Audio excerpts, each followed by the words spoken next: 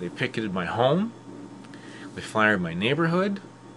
They verbally assaulted my wife at work. They emotionally assaulted my wife through a defaming letter campaign that meant to get her fired. Till the Ontario, the Toronto School Board lawyers were forced to intervene and tell all the Scientologists, including the Church of Scientology, to cease and desist. They verbally threatened me that the assaults on my family would continue until I stopped harassing the church. They promised to reward me if I stopped picketing the church, because they put pressure on the OSA to remove my hate page from Religious Freedom Watch. This is in 2000. Obviously that didn't succeed. We picketed in 2003 and my hate page wasn't taken down until legal action in 2005. They promised to step up defamation of me at pickets and online, and they did. They followed my wife and I to an open, neutral forum, a psychic fair, where many faiths and personal beliefs of all types are freely expressed and demonstrated without any interference. Except, and this is also a media place where Scientology often attends. Mario, the guy who runs the bookstore, is always there.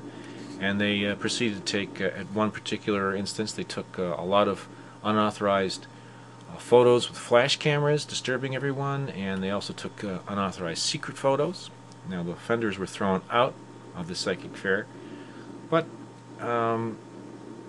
Scientology put up online pictures of some of the people who were getting spiritual readings and advice from my wife, which is one of our religious practices. OSA incorporated a company in Ontario in an attempt to steal the name of the new religious movement that was started by my wife and I in '94. Remember, I didn't start dusting up with Scientology to '97. This has never been between two faiths. I tried to keep my faith and my beliefs out of the picture because it's not about that. It's about conduct. But they tried to deny us the use of our faith name by stealing it and forcing us to fight them in court, and with all the expenses and the years of litigation. However, we took another tact and we trademarked it. We trademarked our name.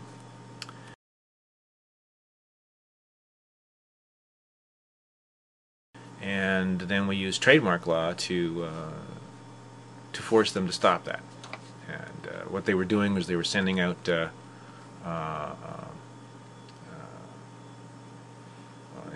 were sending out letters to people on our letterhead, and they were claiming to be operators of our faith, and they were saying terrible things.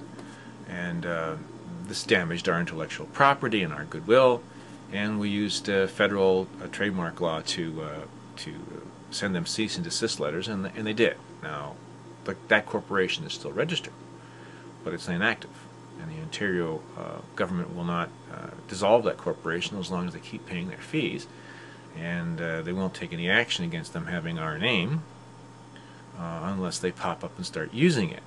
And they'll probably rely on us to use federal trademark law to go after them, but it would be kind of a slam dunk, so I don't ever think that they're ever going to be stupid enough to do that. I mean, Scientology does things to cost you money, not things that just the door gets closed on them real quick. The last and most dangerous thing that Scientology ever did with me was to provide false information to the Toronto Police and to to Canada Immigration about Keith Henson, who came up here and decided to try and fight his kangaroo court conviction in the States. And they lied to the Toronto Police very effectively, and the Toronto Police then turned around and exaggerated the exaggerations to the Halton Police. We have that in writing, what the Halton Police were told. It was, absolute lies by the Toronto Police. I mean, I'm telling you this. I'm saying the Toronto Police lied to the Halton Police. It's in writing. It's right there. Maybe the Toronto Police misspoke, but in any case, the Halton ETF acted thinking they had exigent circumstances, and they did a very dangerous, high-risk takedown. Some people were almost killed. A woman in a baby carriage were almost run over by a vehicle. I almost killed some police with my cop car. Came this close to being a complete debacle. Fortunately, I was nowhere near as fast reaction-wise in 2001 as I would have been 10 years earlier, and therefore I did not get my car into gear, and I did not run out down those what I thought were bounty hunters, because they weren't identified as police. But that didn't happen. Came very close. No one got killed.